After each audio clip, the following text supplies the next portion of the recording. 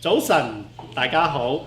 My name is Raymond Pai. I'm the lecturer of the Cantonese program at UBC, and I welcome all of you to the second Cantonese Worlds workshop here at St. John's College, UBC.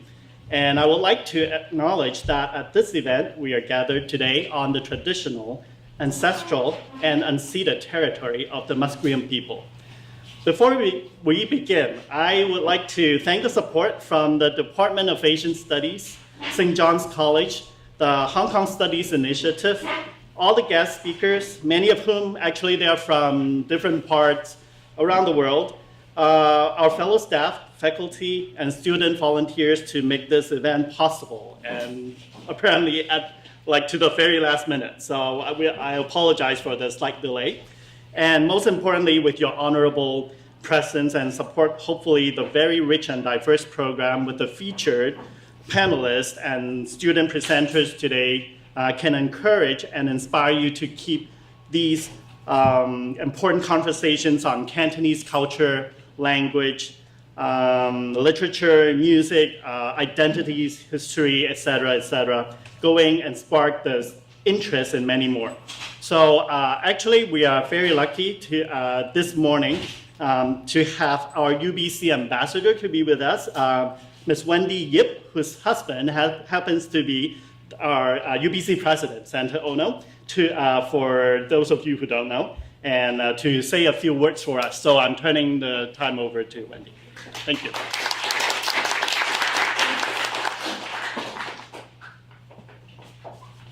Zosan. Good morning. So, 我想歡迎你哋嚟貝士大學. And I have to be careful on the tone on that one. Thank you all for attending the Cantonese World 2 workshop. 多謝你哋嚟同我哋參加. Thank you especially to Raymond and to Henry and to Leo and so many people who made this very important workshop possible. I am sort of happy to be able to dust off a little bit of my Cantonese. I'm better at listening than speaking. Actually, it was my very first language because I was sent back to live in Hong Kong with my grandparents for 2 years. And I learned Shanghainese accented Cantonese, so that's why I'm completely confused these days. I also grew up in Montreal, so I was very lucky. I had a lot of languages in my ear, and I think it's so important that you carry on this work to keep this language alive. I have read accounts that Vancouver may be the last bastion of Cantonese being really taught rigorously, and so I welcome your scholarship and your academic efforts. Particularly in my family, although I speak 3 languages, my kids actually only speak 1 well because we've moved and lived in different places where its languages are not important and they haven't been taught long enough. And also Santa and I speak English because he speaks Japanese and I speak Cantonese. And so we need these opportunities, in our formal institutions where we can hopefully encourage our kids to explore their heritage. And so I applaud you for doing this and for sharing your scholarship with all of us.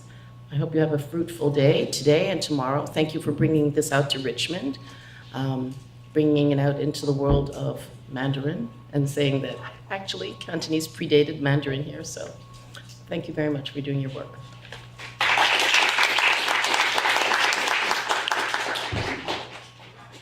Thank you very much, Wendy. Since Wendy just mentioned, I have a couple quick announcements before we officially start our first forum. First of all, as Wendy just mentioned, we also have our second day of events, which will actually take place at the Richmond Public Library.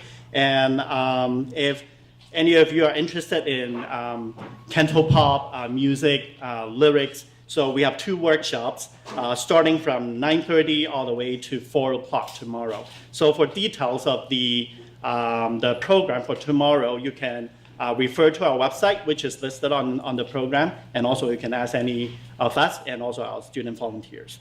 And then the second thing is today we do have a luncheon with the speakers, And unless you have received a ticket from me, so I'll actually distribute those vouchers to all the presenters, all our guests. And otherwise, if you're paying for your own lunch, you'll be paying cash directly at the door when we go out to the dining hall at 12:45. Okay. Also, if you have any questions regarding the lunch arrangements, talk to us or our staff as well. So without further ado, we'll start our first forum. And actually today for our moderator, it's Professor Leo Shin from the Department of History at UBC. And then we'll go from there. So Leo, please.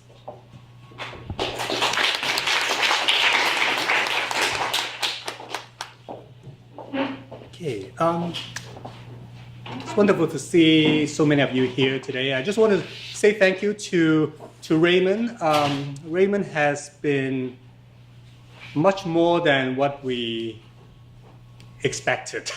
when we first brought Raymond to campus, we brought a Cantonese language lecturer to build a program.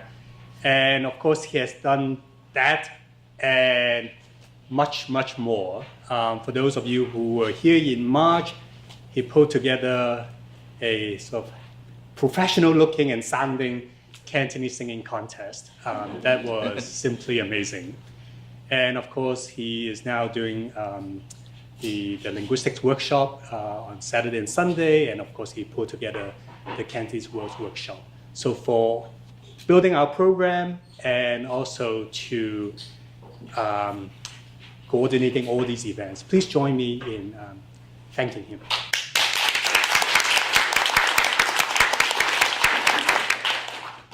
I don't want to say that Vancouver and UBC is the last bastion for Cantonese studies because we don't want to be, right? We don't want to be.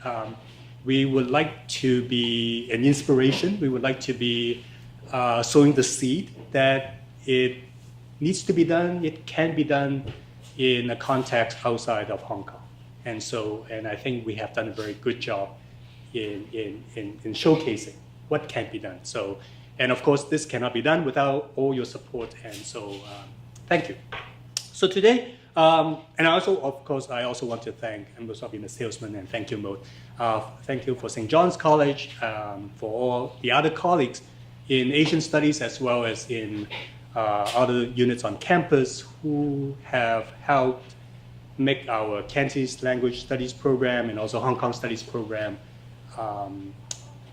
sort of growing and becoming stronger and stronger. And I hope we will continue to build on the momentum that we have to do something worthwhile for Cantonese studies and Hong Kong studies. So anyway, so for today, for the first session is Cantonese in writing. So I'm going to, the speakers can stay where they are, but I think you may be also more comfortable sitting where the audience is so you can look at the screen, but it's entirely up to you. I always find that for panels, there's no need for you to twist your neck and look at the screen, right? So feel free to make yourself comfortable. And we will stay with the format of about 15 minutes each. And hopefully, we will have enough time, and we should have enough time for Q&A at the end. And I think that's usually the best part of a panel, is to have some feedback from the audience and have a good discussion at the end. Okay, so without further ado, I just want to introduce our first speaker, Professor Marjorie Ching. I think it's the first time I met you, but I've heard of Professor Chan for a long, long time. When I first came to UBC, and I was, actually, I'll cut it short. I was looking for online resources on Chinese languages. And the first site I came across is Marjorie Chan's resource page, right? Is it still? I haven't touched it. But it's amazing. It was, I mean, I won't tell you how long that was ago, but that was a long time ago. And it was sort of the beginning of the internet, well, not quite, but it's already at that time, Marjorie has done a very systematic and good job in tabulating resources for Chinese language learning. And so that to me, so that was my first introduction to Marjorie. And so Professor Chan is a professor at Ohio State, and she is interested in linguistics and Cantonese. And one thing of note is that she started the workshop for Cantonese linguistics back in 2012, right? So that was the first one. And so this time on Saturday and Sunday, that will be the fourth one held at UBC. So perhaps it's fitting for us to begin our series of events with Professor Chan's presentation. Okay, thank you, everyone. One thing I want to add too is that it doesn't show on my the university page, but anyhow, I'm a OSU, I'm OSU, UBC alumni. So I did my linguistics degrees here. Okay, today start.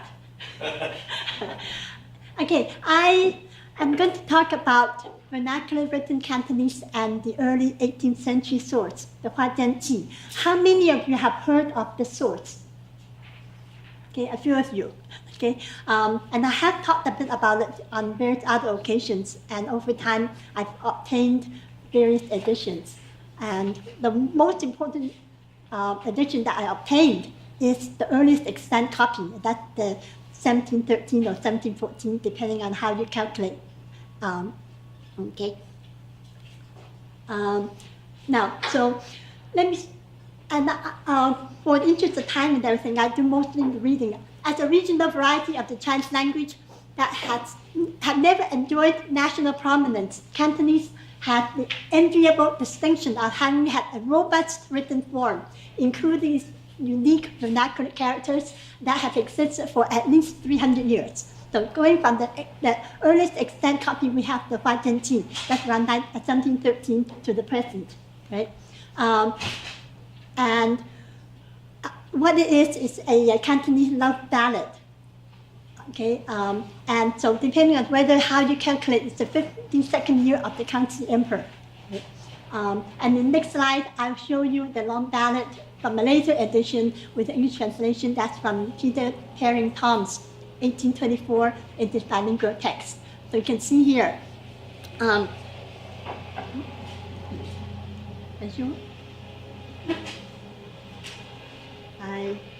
Somehow I can't use my remote here. I guess that's one of the problems we've been using. Okay, so anyhow, I can't use the pointer. So, but you can see in red are the characters, are the words that are Cantonese, and what I showed you in the green is the character that shows up in the Tom's swords. Oh, that's not mine. That's Clement's. I'll present yours for you, okay?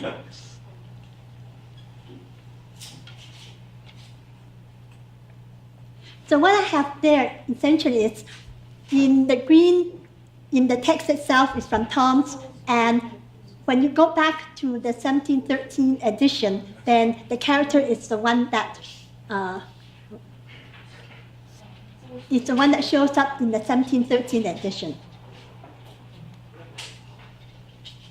Oh, no, it's not working.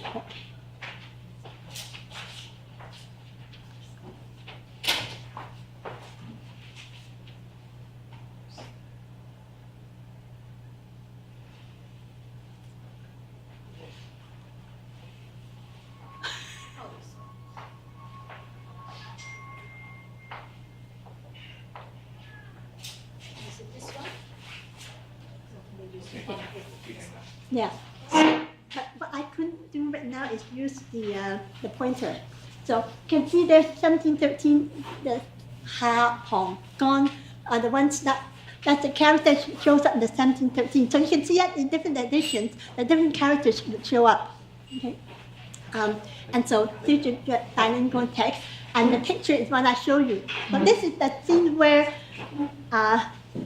the protagonist meets the young lady and he's smitten and falls in love with her, right? Okay, and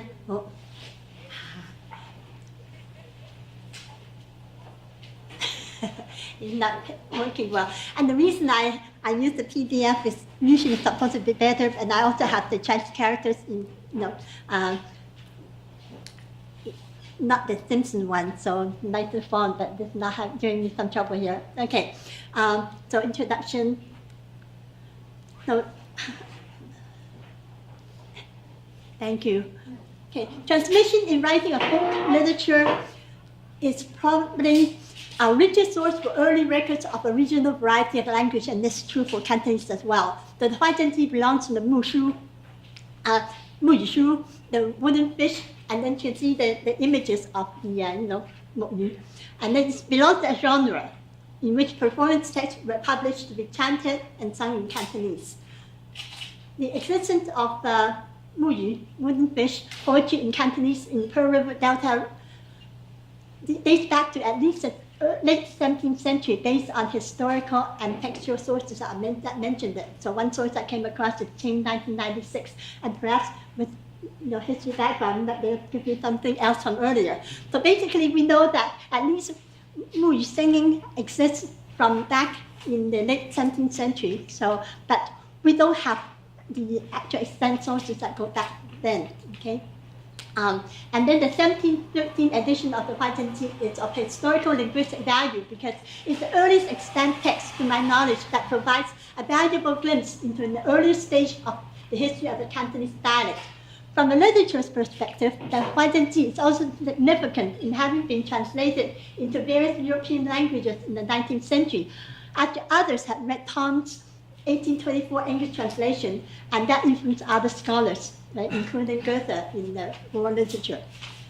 Importantly, the Huaijianji predates what has been considered some of our early sources of the Cantonese dialect, namely the Yueo, right, Yueo, from 1824, and that's the same year that Robert Morrison has the 3-volume of the vocabulary of Cantonese history. And for some real odd reason, there's no numbering on those volumes, right? So if there's any page missing, you would know.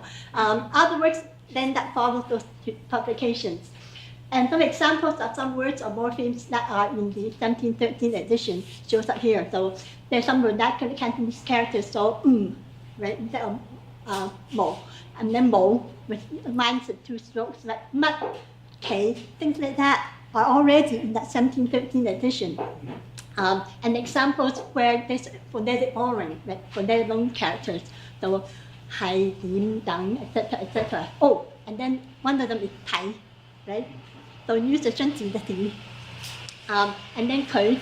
And you go back to earlier sources, you find that qi is used for he, she, it, and not only in the Guangdong area, but also even up in, let's say, Juxi, for example, in his poem.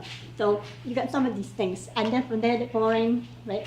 Okay, and then for the text itself, try to keep in mind my time. Okay, so that earliest edition had the 1713 French date in calculating the 才子花剑. So, and then the table of contents, it gives the title with the longer version, and it was discovered by Ren Zhenbo in 1927 in the French source, Bibliothèque Nationale de France. Okay. And here's the example from 2 pages from that. You can see that there are larger and smaller font. The larger font is the actual poetry itself. You can see that it's not broken down to stand or anything, just plain running text. And smaller characters are the commentary. So if you have the text and your commentary, obviously it predates that particular, the likelihood predates that period of time. You have the publication and then people add to it, right? So how much earlier, we don't have any source yet. So one day we hope we have something earlier than this edition, right? And as far as Tong's, when you look at his introduction part of the translation, he mentions being a Ming dynasty, but he doesn't cite any source. He also doesn't tell you which edition he had used for his translation, but it doesn't match anything that I find so far. And then the interesting thing is that words that are sensitive to the Manchu conquerors appear to have been removed from the word blocks with blanks left. So that suggests the possibility that it was from, say, the Ming dynasty, and then when it came to the time of the Qing dynasty, they don't want all these barbarian terms there, right? Okay. So here's, you can see the page there, and you can see the blank spaces, right? Okay. And so here's filling it in, right? Okay. And here's one example from the later edition where it's broken down into stanzas, right? Okay. And then some characteristics. 60 chapters contained in the second to sixth scroll, because first scroll is missing in the 1713 edition. And then some other characteristics, 4 character titles for each chapter, and then there's a particular prosodic pattern and 4 lines and things like that. So, and then the use of the Ping Tong category for the rhyming, okay? And then for later editions, there are one or more chapters, 1 and then 4 chapters were added in some of the texts.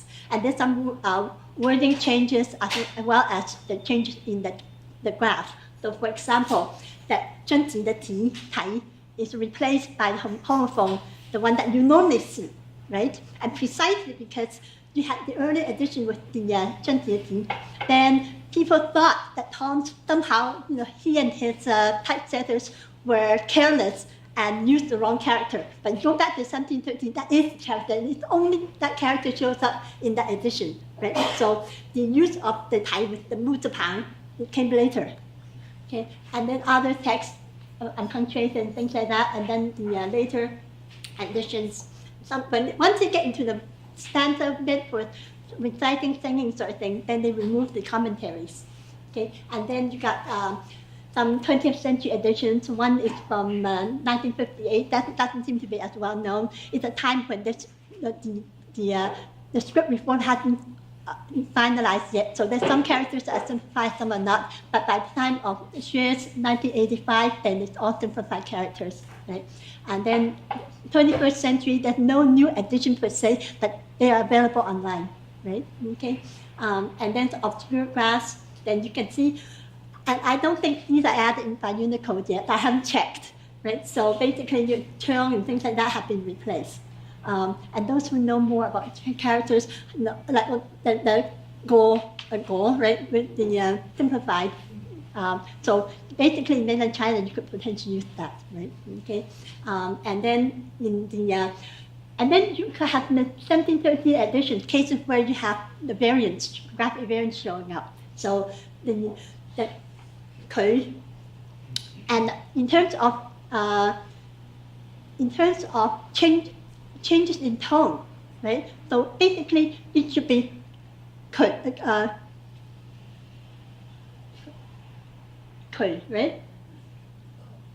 And then right?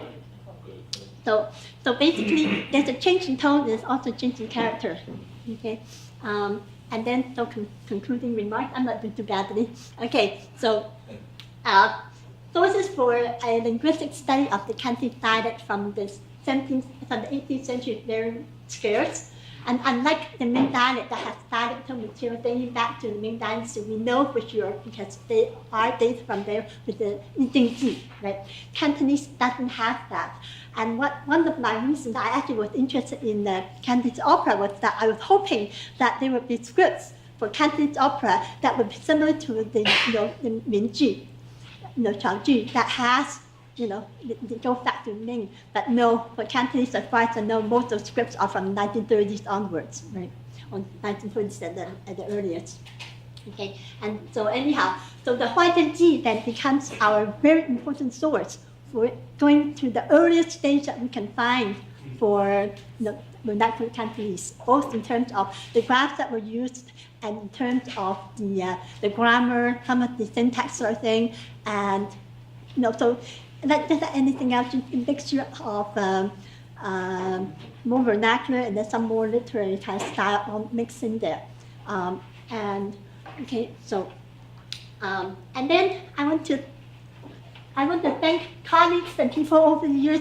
I've been interested in vernacular written Cantonese for a long time, and so over time, people have helped me in one way or another with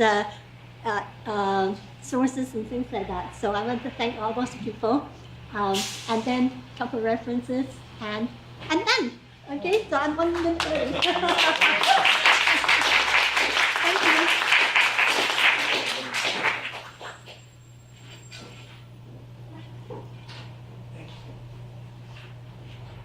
This might be the first time a speaker ended early. Oh, no. Before I have to start yelling. Excellent. Thank you for the timing. good time management. So our next speaker is Ms. Zoe Lam, and Zoe is a PhD candidate in the Department of Linguistics, working on a topic on Cantonese acquisition, Cantonese linguistics, and Zoe has been doing a lot of work on Cantonese, both academically and also in the community. She has been teaching Cantonese language in Chinatown, a very, very popular, a very, very successful Saturday program for adult students. She has been a key researcher for the Hong Kong Canada Cross Currents project. She has been a program assistant for the Cantonese language program here at UBC. And so she does many things. You also created a Cantonese language show at one of the local art gallery, right? In Center A. So it's when was that? Two years ago? 2015. 2015, right? So she's highly interested, as you can tell, she's highly interested in Cantonese. And so she's doing it in many different ways and forms. So let's welcome Zoe for a presentation on The Little Prince.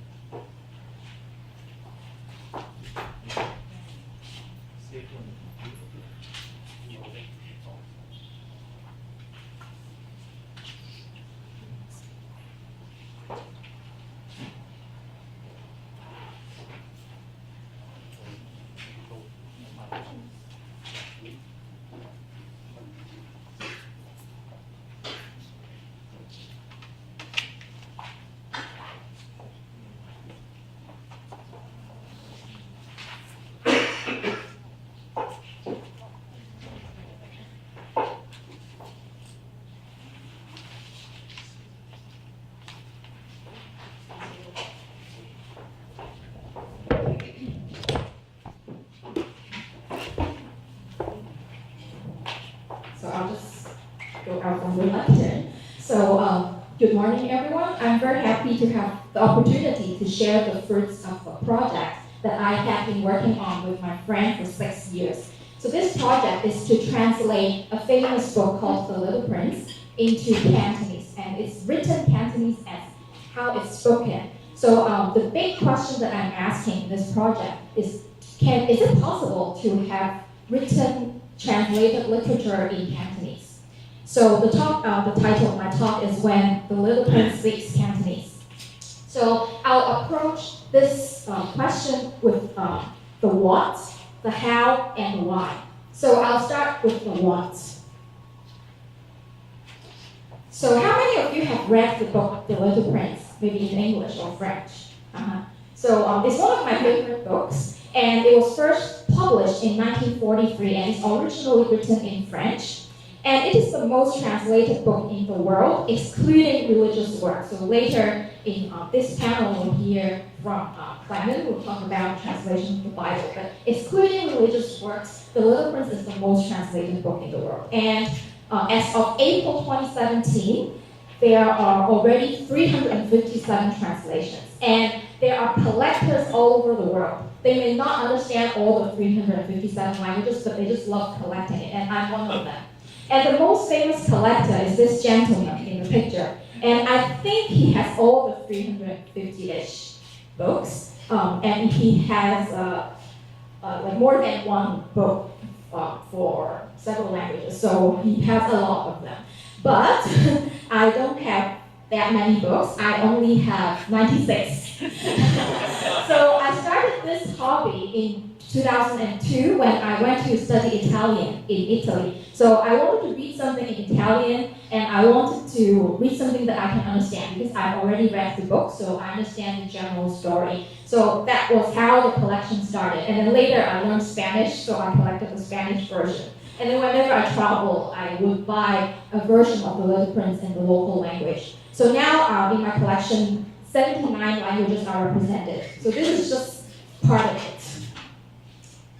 Then I have a colleague, so he is also a collector of the little and together we work on this project and translate it into Cantonese. So in our collection, there is a big part which is what people call Italian dialects. So I say dialects because linguistically, some of them are mutually unintelligible. So from a linguistic point of view, we can call them separate languages. So in the collection of the Little Prince, there are actually at least 34 versions of Italian. So here are some of the names. And if you think about the history of Italy, it isn't surprising that some of these languages are mutually unintelligible because Italy used to be a cluster of nation states before its unification. So it's no wonder that some of the varieties are very different. And I can show you some samples here. So the one on your left is from Sicily, and the one in the middle is standard Italian. And you can already see that they are quite different, and they're actually mutually unintelligible varieties. So we have at least 34 of them. And we can find a similar situation for German. So there are at least 31 varieties of German that are represented in the huge collection of different language editions of the Little Prince. And you can see how different they are.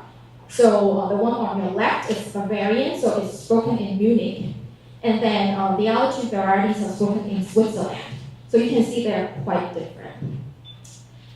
So now let's think about the linguistic diversity in China. So we know there are many languages or dialects spoken in China. So I want you to guess how many varieties are represented in the collection of different language editions of the Little Prince.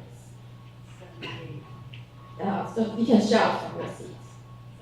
78. And what else? 7. And any other guesses? 5.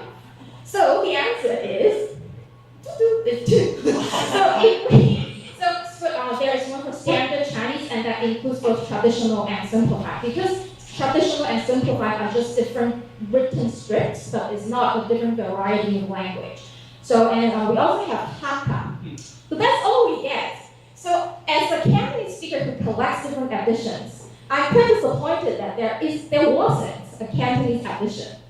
So here is my friend. His name is Thomas, and he's also a linguist, and he loves collecting different versions of the Little Prince as well. So one time we were chatting about our collections, and we mentioned, what if we just create one in Cantonese? And then we started in 2011. But it was not easy because I was in Canada and he was in Hong Kong. So it took a long time for us to do the work. And he did most of the translation, and later I became the copy editor, so I did proofreading. And we also consulted some professors from the Department of Translation at CUHK. So we published the first edition of the Cantonese version of the Little Prince in March last year. And then it was very well received. And a few months later, we published the second edition with a hardcover. So it took us 6 years to do the project. So now I want to share with you the how. How did we do that? So the goal of translating this version is to create a version that is colloquial but tasteful. It has some aesthetic value. And we also hope that this version can be understood by speakers from different Cantonese-speaking regions, such as Guangzhou or Macau or Malaysia. So we wouldn't use terms that are only used in Hong Kong. And we also hope that this version can be understood by speakers of different age groups. So we didn't include too many trendy slangs. So we hope that, for example, speakers of an older age can understand it as well, and they can read the story to their grandchildren. Bedtime story. But we faced a couple of challenges, and I'll elaborate on these 3 points.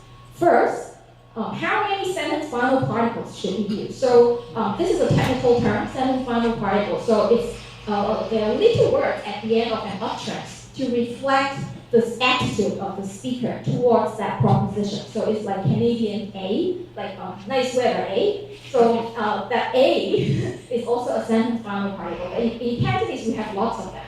And there are very subtle differences. between them. And the second challenge is the words with no standardized written form. And then the third one is about style and register. So now I'm going to the details of each of these challenges. So the first challenge is the use of sentence final particles. So I don't know if you can read the text at the back, but this is chapter 11 from The Little Prince. So the Little Prince traveled to different planets and met different people. And on this little planet, he met a person who was very narcissistic, so he loved himself a lot, and he was the only person on the little planet. And he asked the Little Prince to admire him. So can you just admire me? And then the Little Prince said, but you're the only man on your planet. And then the man said, just do me this kindness, admire me, just the same. And then the Little Prince said, I admire you, and shrugged his shoulders. So if you're a Cantonese speaker, I want you to think about how you would translate this section of chapter 11. So I'll give you 10 seconds to think about it before I show you how I did it. I admire you. So here is how I did it with Thomas, my friend. So for the sentence, but you're the only man on your planet. So we did this highlighted in pink. 但係呢個行星上面得你一個人就喎。So this 就喎, these little words are what I call sentence final particles. So this 就喎 emphasizes the fact that he's the only man on the planet. And then for the line, admire me just the same, we translated into 唔該你一樣都照樣我啦. So that la is the sentence final particle. And the interesting one is, oh, okay, I admire you. So we translated it into 咁我好仰慕你咯. Yeah. So if you laugh, you know why it's interesting. So the lo has the sense of like, okay, I admire you. Yeah, so this lo captures the intonation very nicely. And throughout the translation, we have a lot of scenes like that, and we have to think about which particular particle we should use in that context to reflect the emotional state of the characters. And the second challenge that we faced was words with no standardized form, and some of those were mentioned by Marjorie in her presentation. So Dr. Robert Barrow wrote a lot on written Cantonese, and he commented that the conventions of written Cantonese have been evolving informally, sporadically, and inconsistently as Cantonese writers have had to improvise ad hoc solutions to the problems inherent with dialect writing. So the question that we faced was, which character should we use? Should we use the one that is the oldest, or should we use a character that can be understood by more people? So I want to ask the Cantonese speakers here. So how many of you know the characters in number 1? Yes. Yes, excellent. So that's san kala. So that is how you write kala or san kala. Yeah. And let's talk about the second one. So the second one is stop, like tao tap tap, like this. This action is stop. And how about the third one? Yes. Yeah, like mang. Yeah, so it's like impatient and irritated. So that's mang. And how about the fourth one? Yes. Yes, tatu, excellent. So that's tatu. That means to do things in a laid-back manner. Yeah, so now, even though we have quite a lot of Cantonese speakers here, not all of us know this. And if we want to communicate, if the purpose of this edition is to communicate a story in Cantonese, then if people don't actually understand these words, then it wouldn't serve the purpose of communication. So in the end, we try to strike a balance between what's considered correct and what can be understood by people. So in the text, we use the character sankala, as you can see here, that can be understood by most Cantonese speakers. But we put a footnote there, and we provided the Yupeng romanization, and we also explained that some people would write sankala as a difficult one that most people wouldn't know. So that's how we dealt with this problem. So I wouldn't say it's a perfect solution, but we tried our best. And if you have other suggestions, just, you can let me know. And the last challenge that we faced was style and register.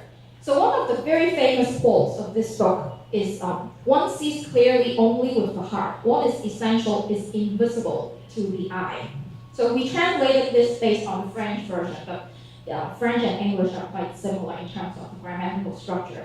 So we were struggling between two Cantonese versions. So the first one is 最重要嘅嘢都係無形於雙眼 and the second one is 最重要嘅嘢肉眼睇唔到嘅 So I want to ask you to vote for the Cantonese speakers here.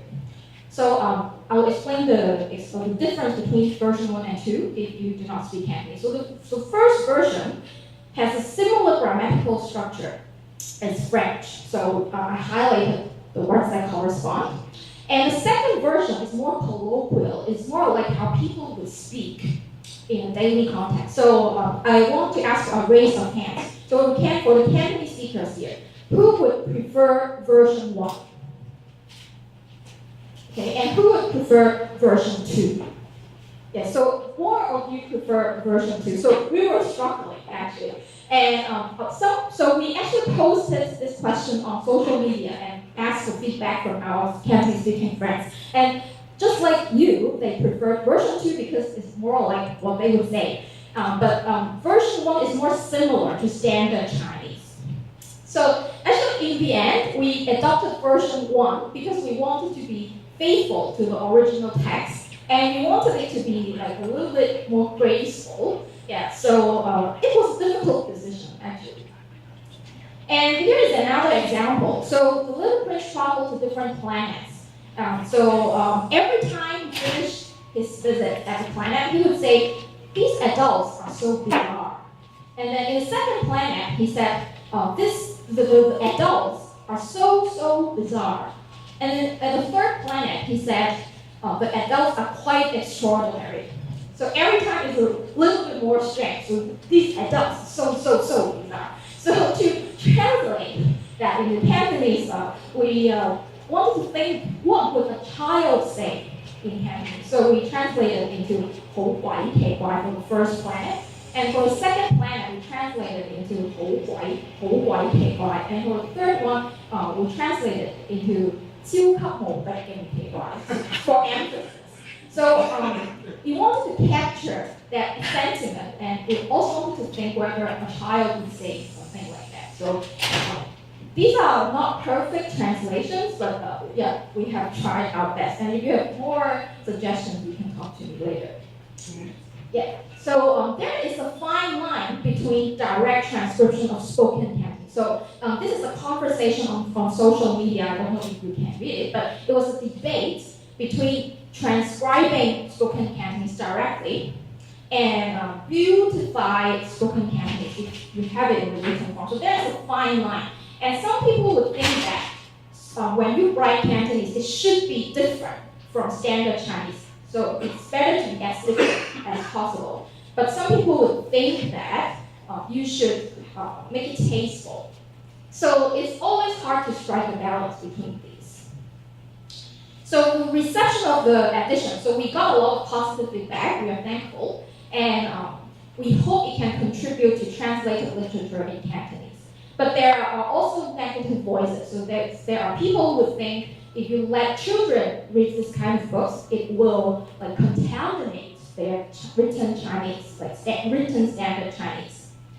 So again, I would like to quote Dr. Robert Bauer. So curiously and paradoxically, written Cantonese continues to thrive in Hong Kong community despite being severely criticized and roundly condemned by education authorities, academic experts, and community leaders for undermining and even corrupting the purity of the modern standard written Chinese language. So I feel this quote can really capture the situation in Hong Kong. On the one hand, people use it when they text, when they write on social media, but on the other hand, written Cantonese is somehow stigmatized in our education. So the last question is why? But I think the right question to ask is why not? Why don't we write in written Cantonese? So if we think about the May 4th movement in 1919, back at that time, people wrote in classical Chinese, and that's considered appropriate. And after the May 4th movement, people's perception about vernacular Chinese changed, and that's how we write standard Chinese now. And another example is like the Divina Commedia by Dante Alighieri. And at that time, people only wrote in Latin.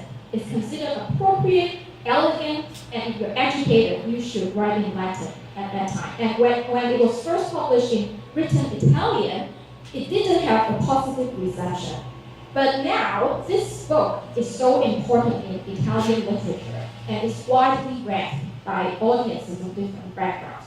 So I want to pose this question to you. Why don't we write in written Cantonese? Is it possible to have translated literature in written Cantonese? And I look forward to talking about it with you in the Q&A session.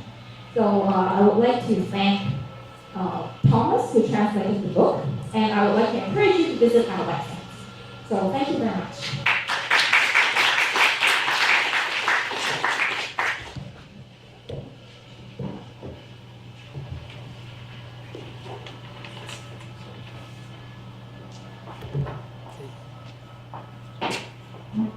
Fascinating.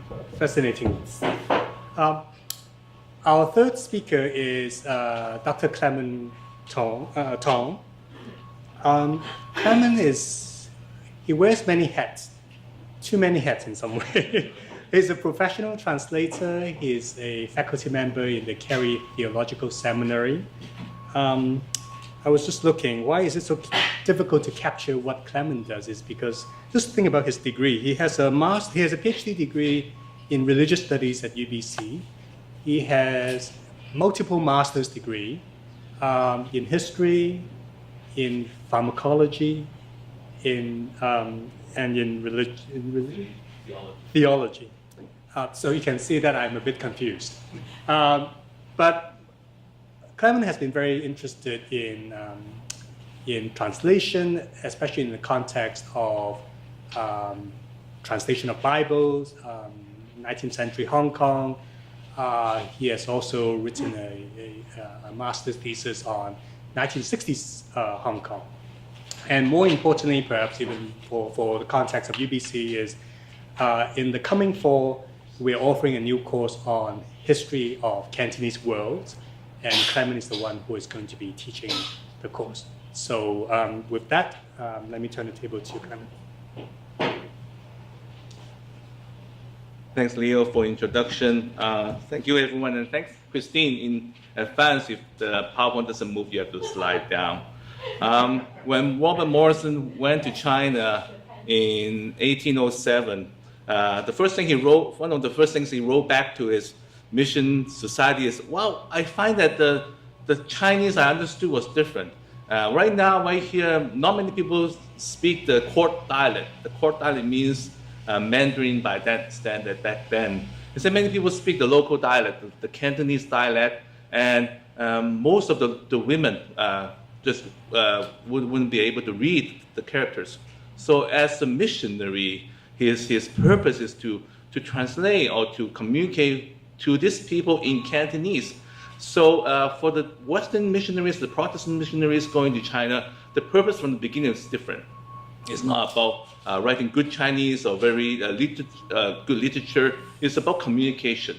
So that's why from the very beginning, they start thinking about how do we communicate. And the first thing, so before they start translating the Bibles or any Christian literature, they think about the language. How do we learn it? How do I teach a language? How do I help other missionaries to understand what is the Canton, the dialect of Canton? So unlike Marjorie, she had a problem finding materials in the 18th century, 17th century, or 18th century. I have too much trouble finding materials 19th century because I have too much of them. I have way too many. I first started with about 4 dictionaries that I found in the Cantonese dialect. And after the recent research, I found more than 10, and not including other editions. And each one is a few hundred pages long. So you have problem finding, I have problem finding too many of them to analyze them. And sorry for those sitting in the back. I encourage you to sit in the front, and maybe you can move because it's quite small, okay? But the missionaries start translating before they translate religious materials, they start translating dictionaries or writing dictionaries. And you can see one of the earliest by Morrison himself by 1828. And you can, to the point that doesn't work, but you can see some of the characters there. Chin's hapa, Hai Tong. A lady would be gulam zai, okay? Very neat way of translating it. And also interesting thing, this conference called Tong the Cantonese Worlds, right? And Tang Ren, as to refer to Chinese, is actually a very sudden, sudden way of referring to Chinese people. In the north, they usually say Han Yan. So Tong Yan itself is very sudden. So that's why overseas, because of the immigrants later on in different cities, they usually call Tong Gai, Chinatown. It has a sudden influence, sudden dialectic influence of it.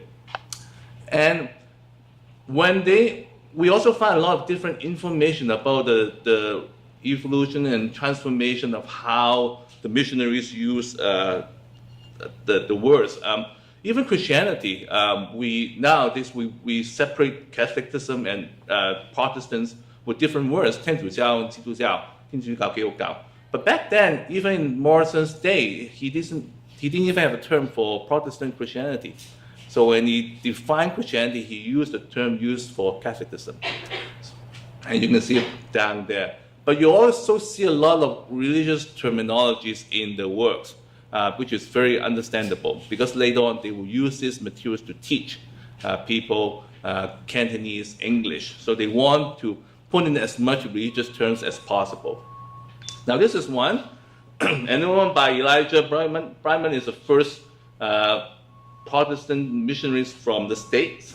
He arrived in China about 1830, and other Bible translators. And so on one hand, they're translating Bibles. On the other hand, they were doing other works, especially language-related writing. And you will see a lot of the terms. And if you notice, many of the terms that we can actually read and understand today, some of them are very interesting. The first one, 你仲要嬲嬲添. So it's talking about a business. You're looking for a discount. I'm already just pretty good for you, okay? Why are you still mad, okay? But it's like, why are you kind of slightly mad at me, right? 嬲嬲添, the fourth line, okay? 哋呢種係番人算法，我哋本地冇呢種嚟嘅. So this is a foreigner's calculation. Locally, we don't have that. And you see a lot of make-up words with the character of 口, the mouth character on the left-hand side. Those are all those vocal words that the Southern people use. And earlier you saw what Marjorie was showing you. Later on, there's another word called Yuao. It's the Chinese love songs. Chinese love songs in the beginning has like a glossary of this kind of vocal words. So what is they, di, hai, what it means. So even back then, it's using a lot of those terms already. And you can go on, and this is one of the example. Now, when it comes to 1843, the situation changed quite a bit because of the political situation. Because after the first Opium War, because of the Nanjing Treaty, Hong Kong was ceded to China, and China was forced to open up 5 treaty ports to the west. And so the missionaries finally had the chance to go. Before, Morrison and Bryman were stuck in Canton. Some of them had to go to Malacca to go there to do their work. But later on, they could station in Hong Kong. So one of the things they moved was to move the Anglo-Chinese College from Malacca to Hong Kong, so the Yingma Hou Yun. And there, the London Mission Society could do printing, and they could do a lot more detailed publication. And S.W. Bonney is another one, and he translated many of the terms. And you can see he's still trying to help usually help the foreigners to understand what these terms are. If you look at the right-hand side, the fourth one, 燒佢, I don't know why you had to burn it, okay? 返來, okay? Come back, 落來. And a lot of the terms that they will use nowadays, interesting terms. But they also publish materials to teaching, because the Anglo-Chinese college also taught Chinese students. So they recruit Chinese students so that they could learn English. And they would have bilingual course materials. Like this is one of the earliest, the Circle of Knowledge. And we don't know who wrote it, probably by missionaries. They just hide themselves. So they can't pretend it's like a normal textbook. Of course, it's not very normal because back then they still have the civil examination on. So they don't have that kind of learning. You only have that kind of learning in the missionary school, language learning, things like that. But you can see, if you look at the second chapter, over there, chapter 2 and chapter 3, you see all these creative things. There's very Christian terms in it. And at the end, you're talking about there's a judgment of God, and they are accountable to God for their actions. So they add in Christian ideology and ideas in the textbook. So when they were teaching English, they were also kind of letting them familiar with Christian terminologies. This was in 1856. And 1860 was another turning point, another change because of, again, another war, another treaty, because of the Second Opium War, because of the Tianjin Treaty and also the Peking Convention. Now China was open to missionaries. So not only could they stay in the treaty ports, they could also go inland to reach. And they could also set up they would call embassies, kind of the pre-embassies in Peking, Beijing. One of the things that one of the missionaries said, W.A.P. Martin, was saying, wow, we didn't know. In the past, they were in the south.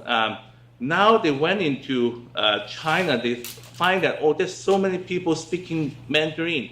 They would call the court dialect. And so, but also many people who couldn't read and write. So if only we could translate in the Mandarin dialect and read it out, then we can reach so many different people.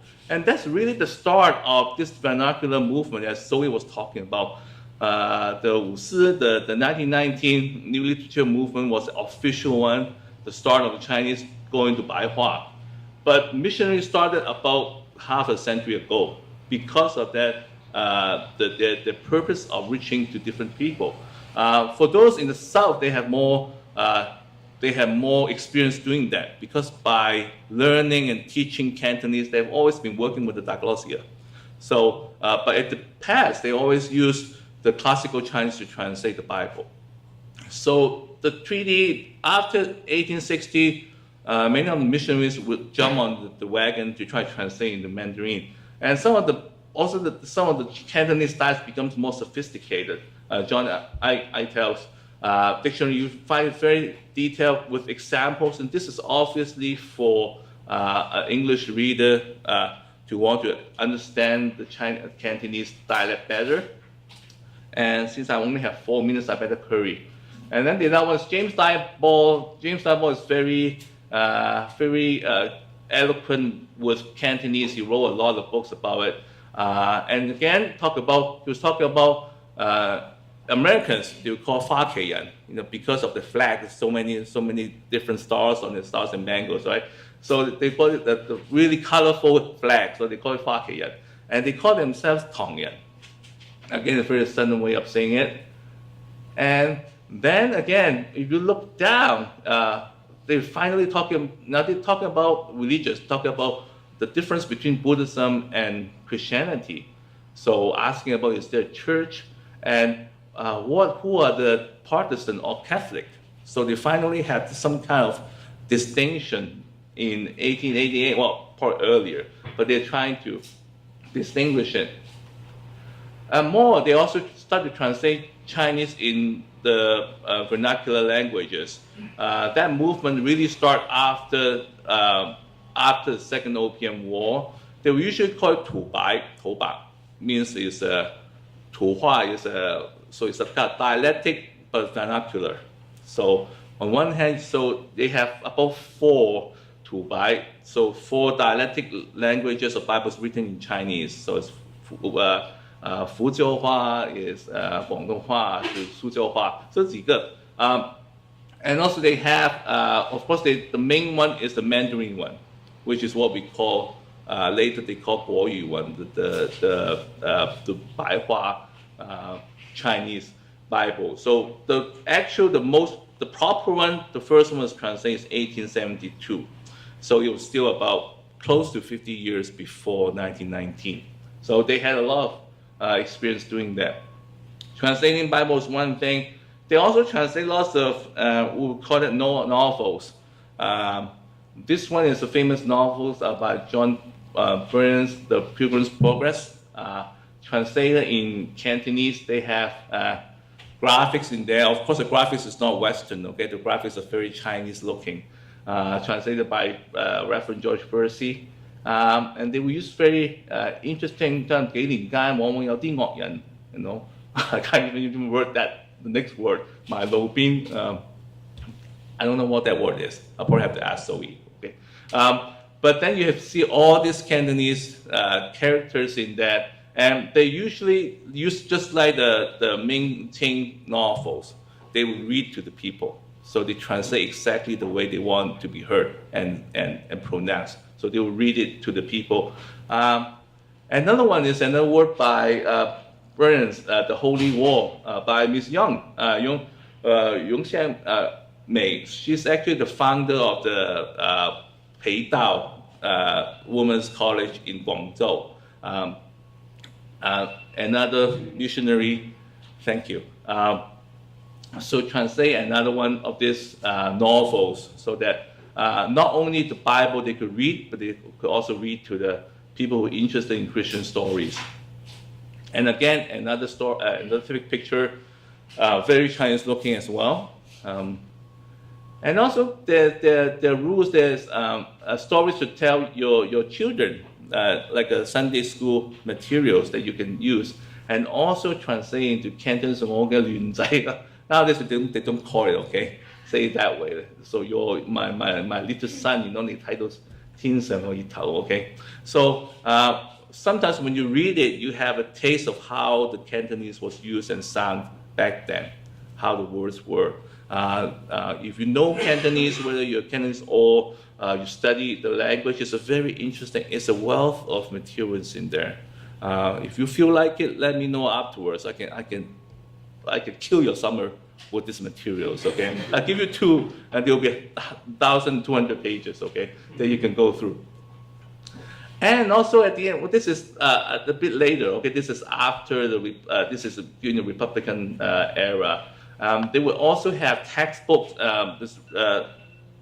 Even my talk is on time. Anyway, 2 last things, okay? Again, they will use many of the Christian terms in these textbooks. This is the textbooks for Cantonese students, okay? For Chinese students learning Chinese in Cantonese, okay? So they use it there. And you see, they will talk about 拜一位上帝, worship a God.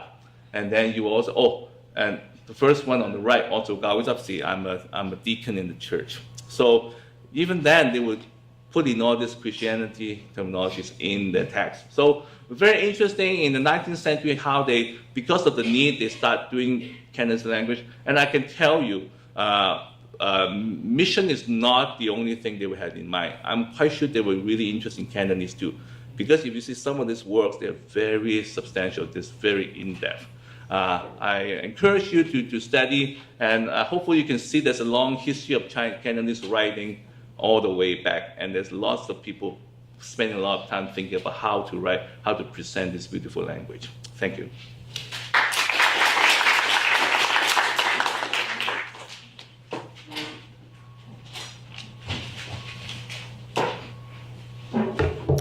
Next, we have 2 speakers from Hong Kong, so I hope the jet lag is over.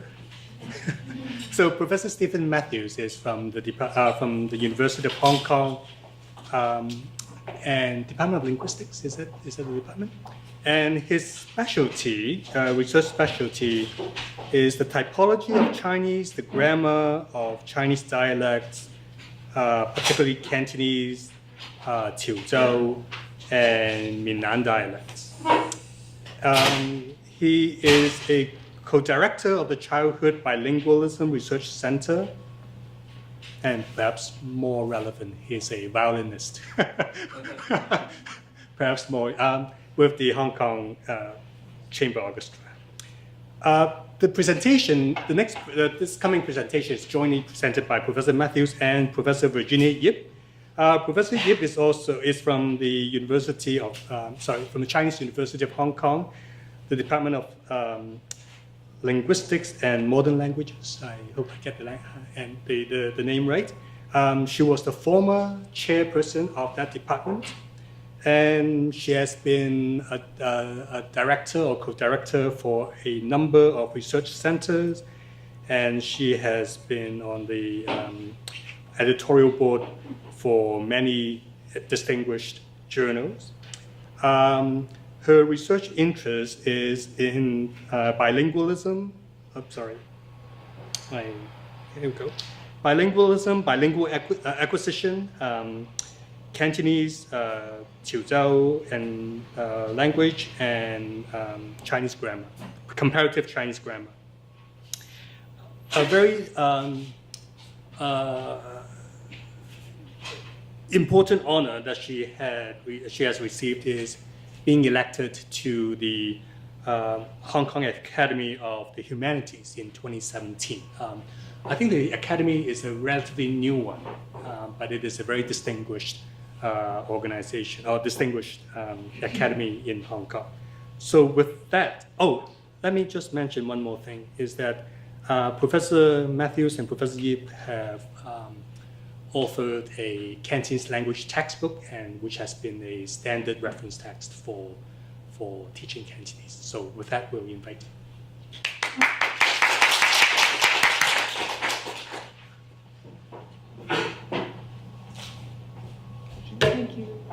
Thank you, Leo, for a very kind introduction.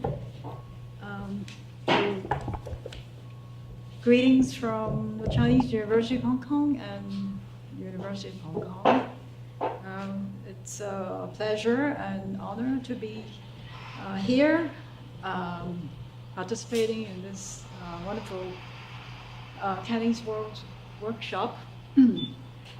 So what we're going to talk about today is something quite different from what we usually do as linguists. We're going to talk about Cantonese literature, in fact, from the perspective of Cantonese novels.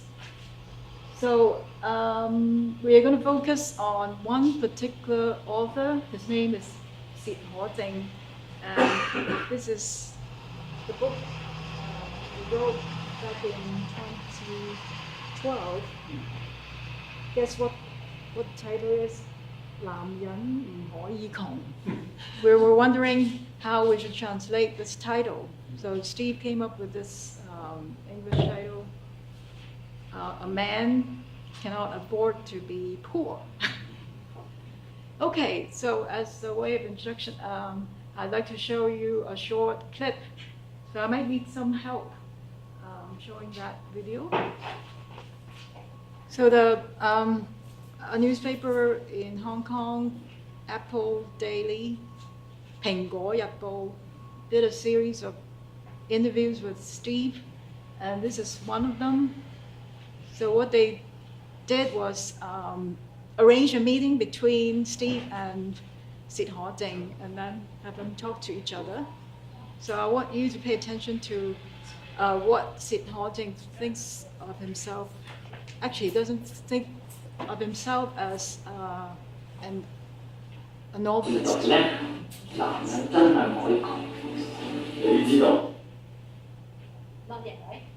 Okay. You want to go in now? Yeah. Okay. 正如係廣東話小説嘅馬思文教授好癲㗎，高登討論區連載小説《男人唔可以窮》出版實體書，佢都會嚟睇，仲喺機上面睇埋改編自小説嘅電影添喎。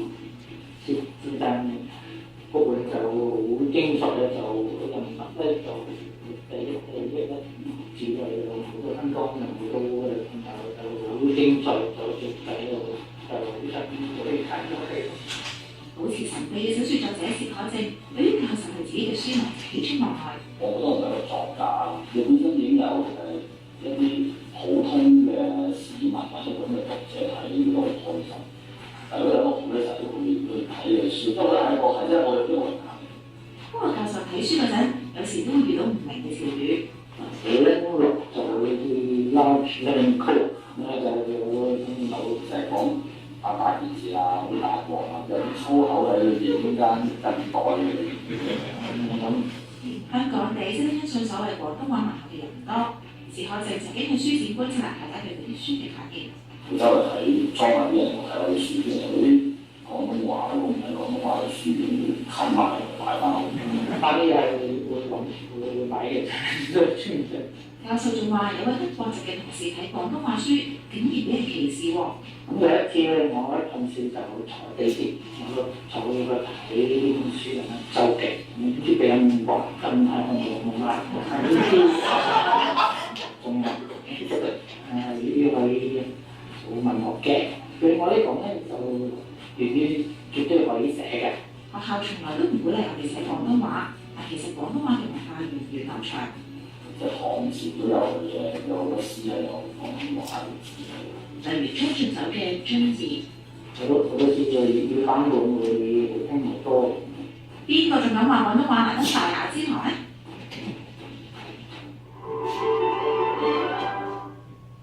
So it's interesting that Sid Hosing doesn't really consider himself an author. In fact, in this book, he calls himself 高登講古台寫手, so the Golden Forum blogger. Okay, so Steve's going to continue with the presentation.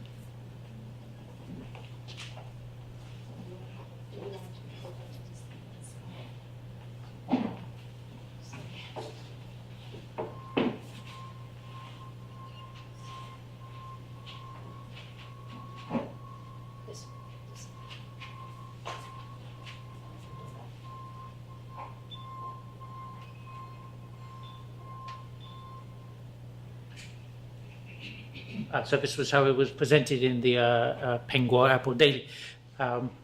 British professor meets Golden Forum guy. Doesn't think of himself as a writer. Well, we've heard about some Cantonese literature already. Of course, there is almost in any language there is oral literature.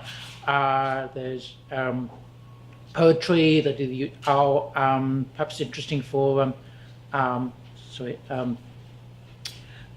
for the North American Chinese community.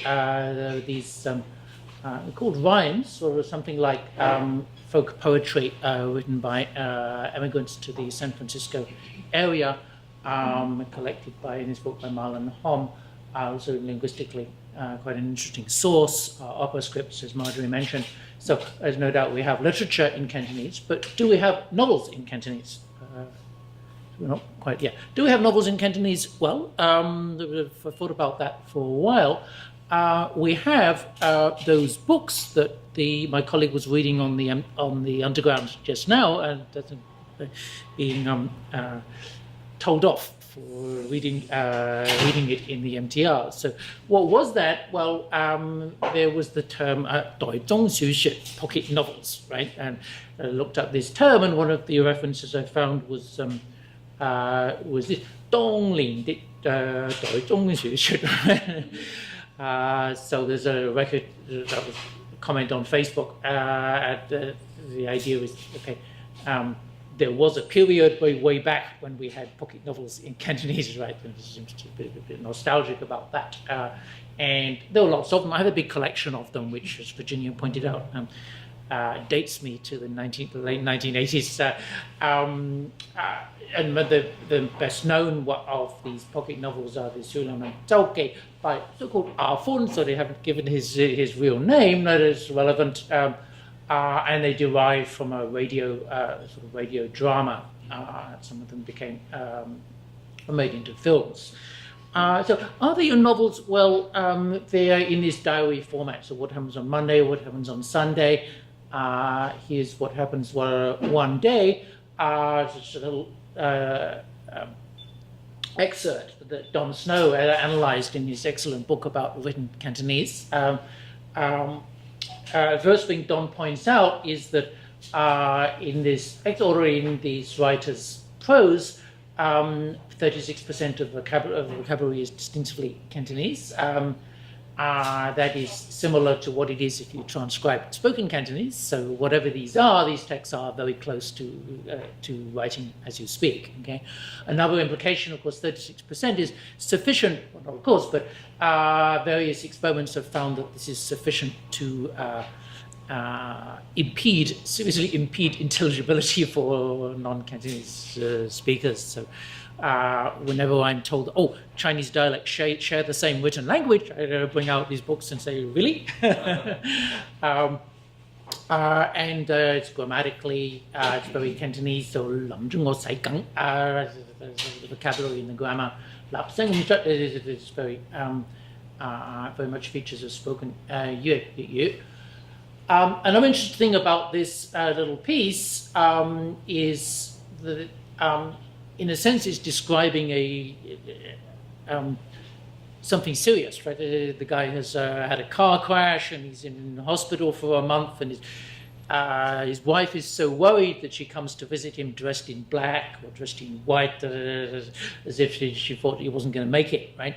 And yet, the thing it's somehow written in a quite a jokey style, right? So, and Don Snow's analysis is that it's precisely the fact that it's written in a jokey style which allows it to be written in Cantonese, that allows it to be written the way it's spoken. Right? Also the fact that it's somewhat in diary format in the first person.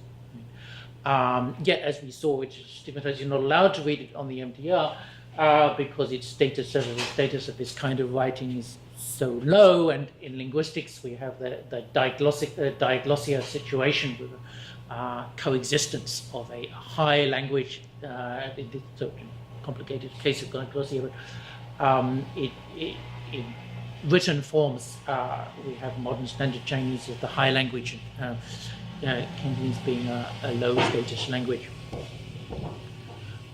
So then we come, 30 years later, we come to what has been called the new wave of Cantonese literature, and as Vinny said, Sid Hodding doesn't regard himself as a novelist. He regards himself as basically a blogger on the Hong Kong Golden Forum, specifically the storytelling channel, Gong Gu Toi, of the Golden Forum.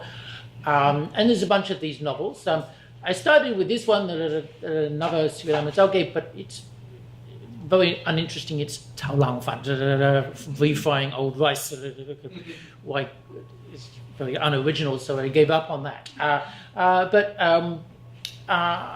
Then I came across this book, and this is probably the most successful, the first to be made into a movie out of these. These what? So are they novels? This is what I'm going to discuss. On the Commercial Press website, they're described as popular reading material, or the category novels and prose. And in our revised edition of Intermediate Cantonese, we wrote stories. We wrote about this to say that stories originating in online media have given rise to full-fledged Cantonese novels. Right? So if that's true, then that's quite a big deal, right? Because we now definitely have Cantonese novels. But do we, right? So that's what I want to debate with you today. This was, as I said, was probably the most successful of this new wave of Cantonese books published in Cantonese. After 2 years, it had sold 10,000 copies. Was reprinted 6 times. Became the movie. The prop here. Why was it so successful? It seemed to me that it absolutely captured the spirit of the age, the zeitgeist, with life becoming less and less affordable in Hong Kong, the price of housing going through the roof, people trying to afford a micro flat. You have these beautiful girls, but they have very expensive tastes, the Gongler stereotype.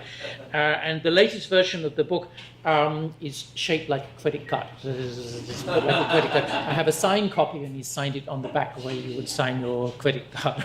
Right? It's kind of in topic in that sense, although as we'll see, the title means more than that. Crucially, is this a novel? It was originally written one chapter, one episode at a time on this storytelling channel. Does that is that like or unlike a novel? Well, actually, that makes it a classical novel. Why? Because I studied Thomas Hardy in my time, and one of the things I learned was that Hardy's novels were typically serialized. They were published one chapter at a time in magazines, so the equivalent of the Golden Form. Popular magazines would publish one chapter at a time. In this respect, he's just writing like Hardy.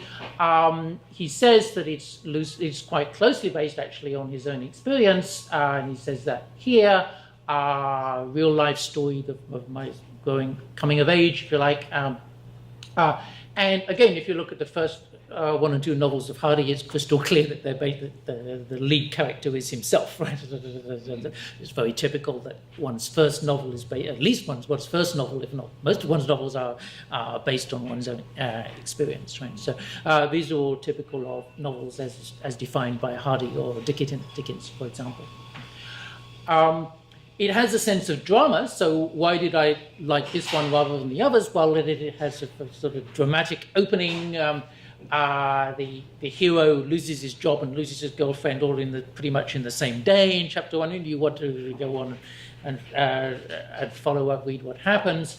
The novel has characterization, so the author talked a little about this in our discussion. Although, what does it mean the man can't afford to be poor? Well, on a everyday level, it means that to live in Hong Kong and have a girlfriend and so on, you can't be financially poor. But as the book develops, it turns out that it means that a man cannot be morally bankrupt. There is a moral sense of poor or not being poor, and that's how he explains the title. It's not just financial poverty; it's moral poverty. Another thing that we discussed is the format. So.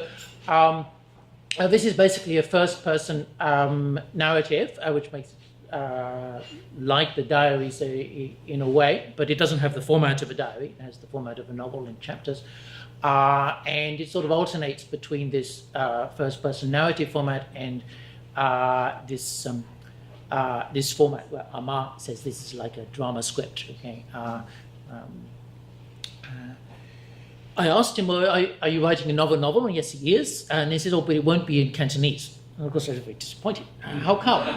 Your next novel is not going to be in Cantonese. Well, he said, oh, the dialogue will be on Cantonese, but this is going to be a serious novel. This is not laughing at myself. This is about my father's life having a hard time. This is my father's experience, and this is a serious topic. And so it wouldn't be appropriate to do it in Cantonese. So some points for discussion to bring up for discussion later. If one agrees with us that this is a full-fledged Cantonese novel, then that's and has become actually one of my stock answers to the journalists who ask me, well, is Cantonese a language or a dialect? I say, well, look, I'm studying this Cantonese novel. If it's a novel, then presumably it's a language, right? Why are people choosing to write extended prose in Cantonese? Well, Don Snow has put this as a growing sense of Hong Kong identity, which, as he goes on to say, is part of a complicated Chinese identity. The way Sid himself puts it is to talk about grassroots stuff. Then you have to do it in Cantonese. It would almost just as to talk about the serious stuff. It wouldn't be right to do it in Cantonese. To talk about the everyday stuff, it would be peculiar to him to write that in standard Chinese. To me, he is writing novels, but there is an interesting limitation. You can write novels about yourself, but you cannot write a novel about your father. So I'm still waiting, actually, for a third-person novel, a novel which is consistently written in the third person. So there are these limits so far, and those are particularly Don Snow important references on this.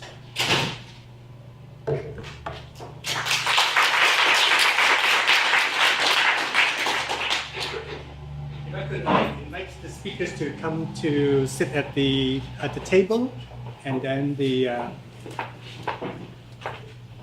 floor is open. We have about maybe 20 minutes, maybe 25, depending on how long a coffee break you want. so the floor is open to questions or comments.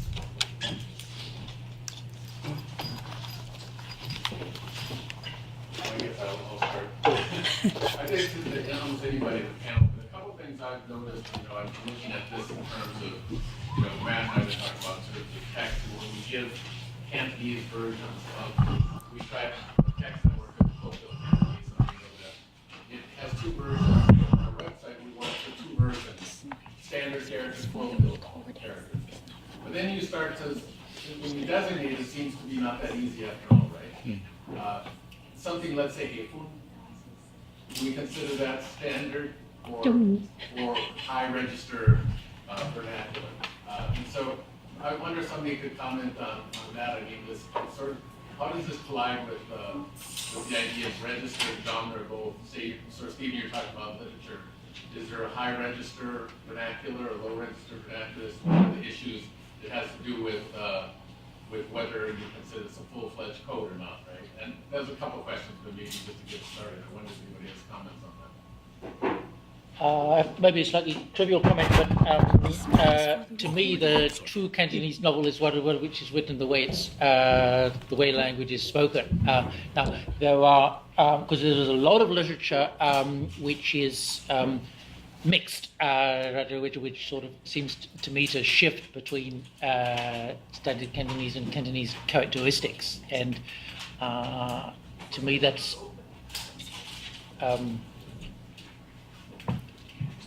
somewhat a different topic. In other words, what you're describing, I wouldn't expect to find hateful, meaning like in a true Cantonese novel.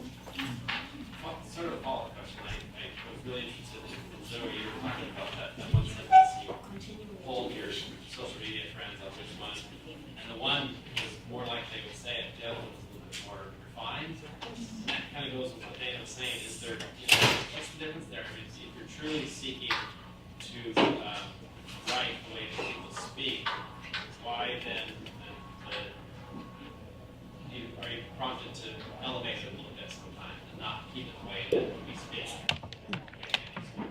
Yes, thank you for the question. So the question is about high register and low register in the context of translation. So I think this issue, this challenge is not unique to written Cantonese. So in any kind of translated literature, you need to think about high register and low register. So even in English, you can say, hi y'all, what's up? And you can also say, how do you do, ladies and gentlemen? So there is also a distinction of high and low register in English, in any language. But for the particular case of Cantonese, the challenge is there is no authority stating the rules, what's considered acceptable written Cantonese and what's standard Chinese. Where do you draw the line between the two? And that's why I always think there is a gray area between the two. And I think it depends on the purpose of the translator, of the translation. What does the translator want to do? Does the translator want to keep the aesthetic value, or does the translator want to make it appealing to the speakers? Does the translator want to translate the work in such a way that the readers will feel resonated in them? Well, sort of follow up too, I mean, when we say spoken Cantonese, it could be Chinese that is read or spoken. Is newsreader language spoken Cantonese? So I think it is a little fuzzier than sometimes we imagine. Yes, so there is a distinction between Chinese read with Cantonese pronunciation, like a lot of lyrics and pop songs in Cantonese pop songs. And what I mean by written Cantonese in my context is written Cantonese that captures how it's actually spoken. Yeah. So that's what I would use. Yeah. Could I add a small point to that? I completely agree. but I think something which is often missed, that I've been reading about this topic, even Don Snow seems to me makes the mistake of saying that it's Cantonese if you're using Cantonese characters or your Cantonese vocabulary. But to me, it's Cantonese if you're using Cantonese grammar, right? The examples which Dim Gawa later was a question with example. There's lots of Cantonese. Lam Jung or Segang, there was multiple layers of Cantonese grammar going on there, which distinguishes it from other genres. So. There's something I want to add too. There's also changes over time as well. So when you have language contact situation, then there could also be the influence of the standard language. So what might be more colloquial, then it can be it can filter into the colloquial language and become part of it more also. For example, I think, like the diminutive or the 睇下, 睇睇. So sometimes you find situations where the Mandarinism enters into the Cantonese, right? So things can change over time as well. So it's not static also. Things like that, right? The irony here is that when you say you want to elevate it or make it more aesthetic, that implies that the actual way you say it is not very aesthetic. What? And I realize you have to find that balance. We don't write the way that we speak often. So is it a case that you want to reflect exactly the way they speak, or in a written style the way people speak? Just from a historical perspective, it was exactly the same argument with the Bible when they translate into Mandarin. They have a high register and low register, so they were arguing about that. But not so with the Cantonese dialect, because I think they thought when you translate Cantonese, it's already low. So if it's high, then it'll be classical. So there's no argument from a historical perspective in that era anyway on Bible translation. It is, but it's just from that perspective. And I also want to add that the issue of register is not just relevant to written text, but also for spoken text. So for example, if the original text is hello, then I want to translate it into spoken Cantonese. I can say "dima le," or I can say "le ho." So there is also a high and low register in spoken Cantonese. So I think it's not necessarily. I don't mean written Cantonese as is spoken is necessarily vulgar or inappropriate. Yes. Go ahead. Yes. I have a question for all panelists, and I'm thinking, what do you think are the limitations of written Cantonese today? Like, where do you think Cantonese is least likely to be used? I've been written for. I didn't catch it. Where is Cantonese least likely to be used? What's the limitation? Or like what domains of usage would be restricted to Cantonese?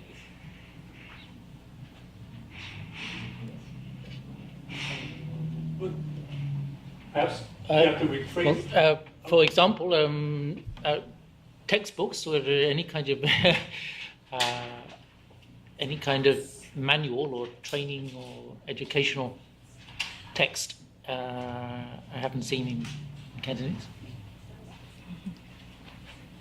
Perhaps we could provide a little bit more context for that question so that we can better answer that. Or you can stand up so you can project louder. Sorry. My only interest is in creating a written language, a written phonetic alphabet of Cantonese. Because I grew up in Canada. Yeah. And I find it really hard to it's a very long story. Yeah. I don't want to talk about Yeah. it because that's not fine. I just want, but my interest is, I want to know where is Cantonese restricted or does it meet some resistance in usage? I want to know what areas. What resistance is Yes, this? because I'm thinking. Are you talking about written or are you specifically written? Specifically written. I would think written Cantonese is most stigmatized in the realm of education. So definitely in textbooks, we wouldn't see it written in Cantonese as it's spoken. we usually ask people to ask again, to stand up when we don't know how to answer the question. That's how that's what we did.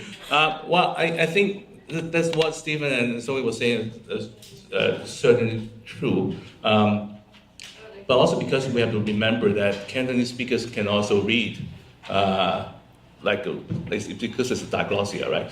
So they can always read morning through written Chinese. So they also grow up not necessarily reading, as Zoe was saying, education like textbooks in Cantonese. So there's always this feeling of, when you use Cantonese writing, you're trying to represent something more vernacular, more verbal. It's a very similar things in history in Chinese, even with Mandarin, and this argument whether to use Mandarin or to stick with classical exists for a long time, even though Shin is very famous as saying if you keep using classical Chinese, you will not be able to learn any Western civilization because you can't translate a gunboat manual with classical Chinese because you just can't, right? So that struggle is going on. So there's a prestige. It's also because of the education system back then. The vernacular Chinese only became, Baihua only became fashionable after the abolishment of the self-examination in 1904. So unless you have some kind of change that you can study this, write this, and be recognized, and you can examine it, I think it's to be hard. It's always this limitation because there's always this expectation going on as well. Hope I answered some of it.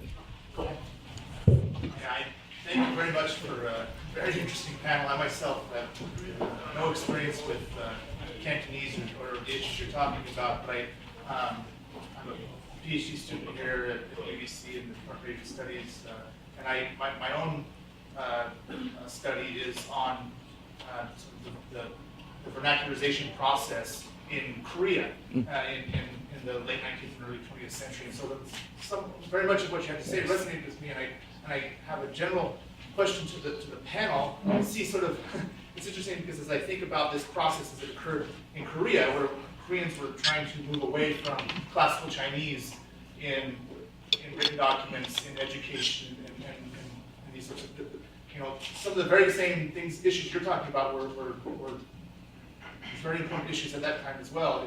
The issue of Bible translation, the translation of Western literature into Korean, issues of the question of how to translate a gunboat manual, for these sorts of things were really live issues, and so my question is,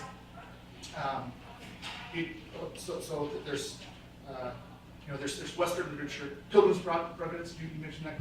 That was a popular novel that got translated in Japanese and then in Korean and Chinese as well.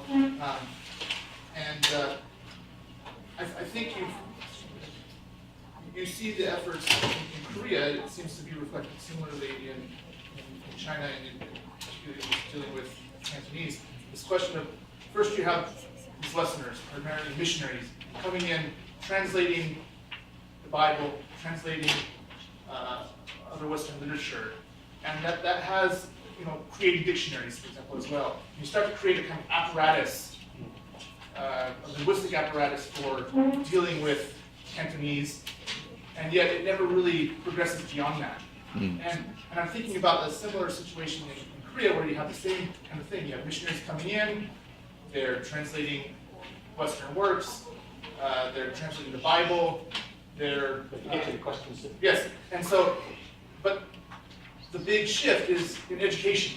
You mentioned education in textbooks as well. So that's what finally did it in Korea, right? The missionary apparatus was there, and once they had the education system shift to vernacular, then you could take that up and move along. What are the prospects for, it seems like that's an impeding point for Cantonese. What are the prospects for textbooks, for an educational system that actually makes use of Cantonese, that then generationally, after generations of students educated in Cantonese can pick up this apparatus and move on with it?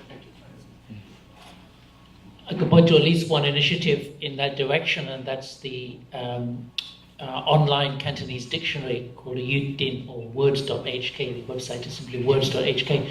And this is quite a step forward because the definitions, the whole website is written in spoken Cantonese, so the definitions that are given for words are themselves written in Cantonese. So it's like the first Cantonese dictionary ever. And if that model were somehow spread through the educational system, I don't see that happening, but if it did, then we could have the Korean situation.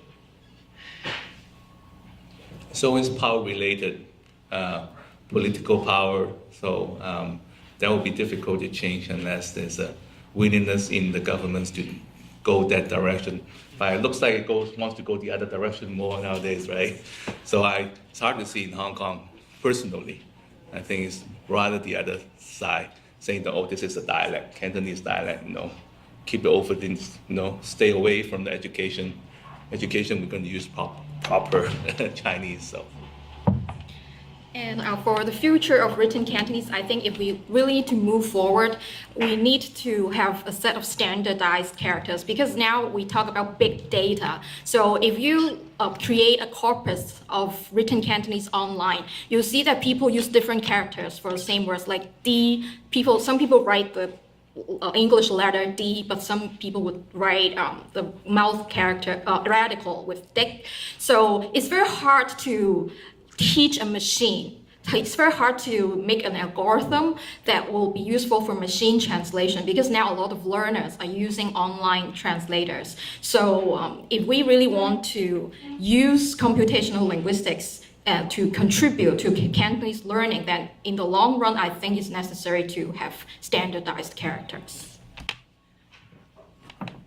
I think you talk about the political, but also the economic. I mean, the thing, even like in Hong Kong, with after 1997, there's more interest in Putonghua, right? And so you have parents who don't want their children to be focusing on Cantonese. They want them to know Mandarin so that they can have better economic choices and things like that. And I think that's one of the issues, not just a matter of, what to do with education from above, right? And I find someone like me who grew up in Vancouver, there's a lot of changes over time with the newspaper. I come back here because my mom lives here. She's 91 and a half. And, so the newspapers before, there were a lot more cartoons, comics pages and different places where there's more vernacular and Cantonese in there. And now they're using much, much less. Right? So over time that has changed. So it changed in the direction toward less Cantonese rather than toward more of it. And in terms of the US where I'm right now, the number of institutions, I think Dana probably knows more than this than I do, there are fewer and fewer institutions that teach Cantonese, right? So never mind written Cantonese, reading Cantonese, even spoken Cantonese, it becomes less and less so. Right? We will have to draw to a close. I think we are all in need of some coffee. So please join me in thanking the panelists for